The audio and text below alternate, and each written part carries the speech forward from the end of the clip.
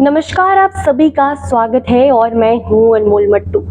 भारत सरकार ने gold monetization scheme के जो दो मेजर सेगमेंट्स हैं उनके मीडियम टर्म यानी कि 5 से 7 साल और लॉन्ग टर्म यानी कि 12 से 15 साल के जो गवर्नमेंट डिपॉजिट्स हैं उनको इमीडिएट इफेक्ट से बंद करने की घोषणा की है। ये फैसला 25 मार्च 2025 को लिया गया, जिसका उद्देश्य योजना की समीक्षा और बदलते जो बाजार की परिस्थितियां हैं उनके रूप सुधार करना है।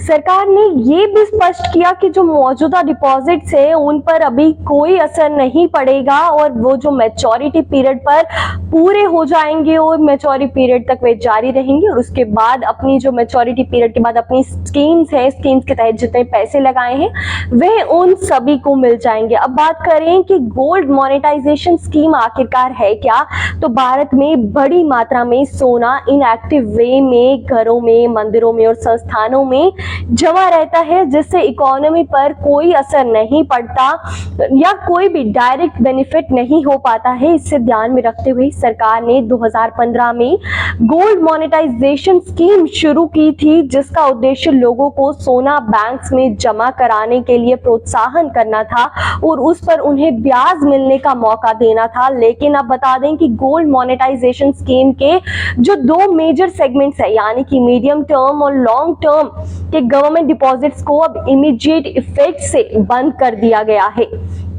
इस योजना के तहत 3 तरह के डिपॉजिट स्कीम्स थी। अगर उनके बारे में बात करते चलें तो शॉर्ट टर्म बैंक डिपॉजिट्स जो कि 1 से 3 साल के थे, ये डिपॉजिट अब भी जारी रहेगी और इससे रिलेटेड बैंक अपनी जो बिजनेस स्ट्रेटेजी है उनके अकॉर्डिंग चलाएंगे। और मीडियम टर्म गवर्नमेंट डिपॉजिट जो थे वे 5 से 7 साल के थे। ये योजना अब बंद कर दी गई है और 26 मार्च 2025 यानी कि आज से नए जो डिपॉजिट्स हैं उन्हें एक्सेप्ट बिल्कुल नहीं किया जाएगा और लॉन्ग टर्म गवर्नमेंट डिपॉजिट जो कि 12 से 15 साल के हैं उन्हें ये भी अब बंद कर दिया गया है और आज से जो नए डिपॉजिट्स हैं लॉन्ग टर्म के लिए उन्हें भी नहीं लिया जाएगा।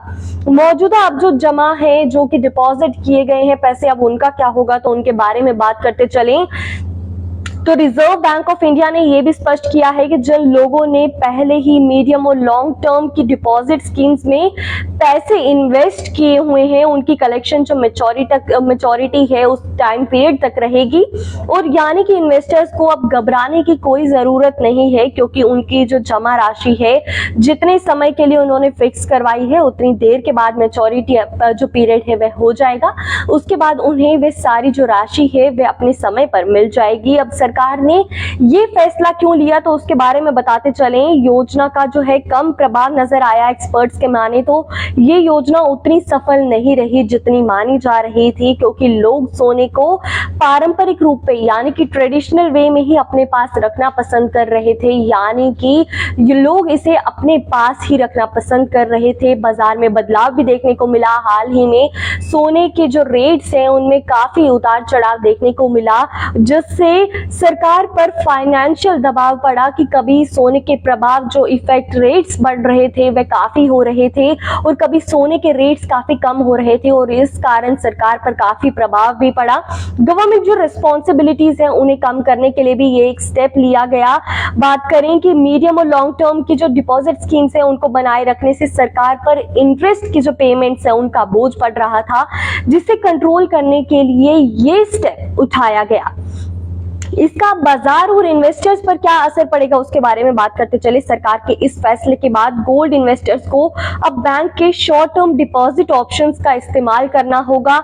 सोने की कीमतों में हाल ही में उछाल देखा गया है, जिसका एक कारण ग्लोबल इकोनॉमिक अनसर्टेनिटी और जियोपॉलिटिकल टेंशंस भी मानी जा रही हैं। जो लोग लंबे समय से सोने में इन्वेस्ट करना चाहते थे उनके लिए ये जो स्कीम है अब उपलब्ध नहीं होगी, जिससे वे सोने के बाकी इन्वेस्टमेंट ऑप्शंस की ओर रुख कर सकेंगे, जैसे कि सॉवरियन गोल्ड बॉन्ड यानी कि SGB और गोल्ड के ETFs, ऐसी स्कीम्स को भी अब इसकी ओर ऑप्ट कर सकते हैं और जो बाकी की स्कीम्स है उनका फायदा भी अब बाकी लोग उठा सकते हैं और उन स्कीम्स की ओर भी रुख कर सकते हैं। इसलिए ये एक कदम भी उठाया गया ताकि ताकि सरकार बाकी की जो स्कीम्स हैं उनका भी इस्तेमाल करने के लिए लोगों को प्रोत्साहित कर सके। अब जो इन्वेस्टर्स हैं उनका क्या होगा या उन्हें क्या करना चाहिए? जो एग्जिस्टिंग डिपॉजिट होल्डर्स हैं उनको घबराने की जरूरत नहीं है, क्योंकि उन्हें जो अपने डिपॉजिट है मैच्योरिटी टाइम पीरियड होने के बाद मिल जाएंगे। नए इन्वेस्टर्स के लिए अब शॉर्ट टर्म की बैंक डिपॉजिट स्कीम्स एक ऑप्शन है, जिसका जो संचालन है बैंक अपनी जरूरतों के अनुसार करेगा। और सोने में इन्वेस्ट करने के जो इच्छुक लोग हैं उनको सॉवरेन गोल्ड बॉन्ड और जो गोल्ड ETF है जैसे बाकी ऑप्शंस है इनका इस्तेमाल कर सकते हैं। बैंक से एडवाइस ले, अगर आप इन्वेस्टर्स को सलाह दी जाती है अगर आप कहीं इन्वेस्ट करना चाहते हैं तो बैंक से कांटेक्ट करें। उस स्कीम्स में जो चेंजेस आ रही हैं पहले उनके बारे में पता कर ले और बैंक से कांटेक्ट करके ही आगे जाकर किसी स्कीम में जाकर कोई पैसा इन्वेस्ट करें। गोल्ड मोनेटाइजेशन स्कीम में हुए इस बदलाव से इन्वेस्टर्स पर सीधा प्रभाव नहीं पड़ेगा, लेकिन जो नए डिपॉजिट खोलने के लिए जो विलिंग लोग हैं अब बाकी के इन्वेस्टमेंट ऑप्शंस पर सोच विचार जरूर कर सकते हैं। सरकार का ये कदम सोने के जो स्टोरेज से जुड़े जोखिमों को कंट्रोल करने और इकोनॉमी को मजबूत बनाने की दिशा में एक कदम है। फिलहाल के अपडेट में इतना ही, बाकी और अपडेट्स के लिए बने रहिए हमारे साथ। तब तक के लिए मुझे दीजिए इजाजत। धन्यवाद।